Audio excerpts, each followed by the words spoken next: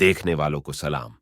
दोस्तों, अपनी बातों और विचारों से लोगों को प्रभावित करने वाले स्वामी विवेकानंद के बारे में ऐसे बहुत सारे किस्से हैं जिन्हें सुनकर इंसान अपने जीवन को खूबसूरत बना सकता है। ऐसा ही एक किस्सा आज हम आपको बता रहे हैं। एक बार स्वामी विवेकानंद जी भाषण देने के लिए शिकागो गए थे। सायंकाल के समय वह भ्रमण कर रहे थे। भ्रमण करते समय वह एक पुल से गुजर रहे थे कि उनकी नजर कुछ युवकों पर पड़ी। उन्होंने देखा कि वह पुल पर खड़े होकर नदी में तैरते हुए अंडे के छिलकों पर निशाना लगा रहे थे। दुर्भाग्यवश उनमें से किसी भी युवक का निशाना सही से अंडे के छिलकों पर नहीं लग रहा था। ऐसे में स्वामी विवेकानंद जी उनके पास गए और उनसे निशाना लगाने के लिए बंदूक मांगी और निशाना लगाने लगे।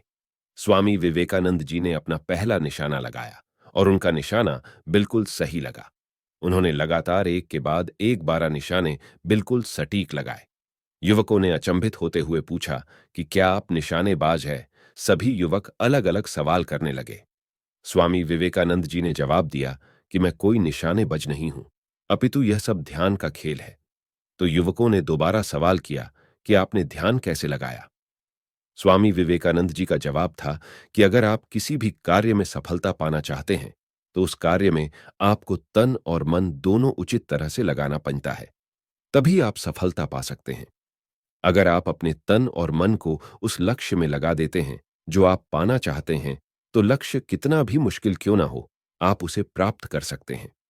स्वामी विवेकानंद का मानना है कि मनुष्य का जन्म किसी लक्ष्य के लिए हुआ है। मनुष्य के जीवन का मकसद लक्ष्य को पहचान कर उसे प्राप्त करना है, तभी मनुष्य का जन्म सफल होता है।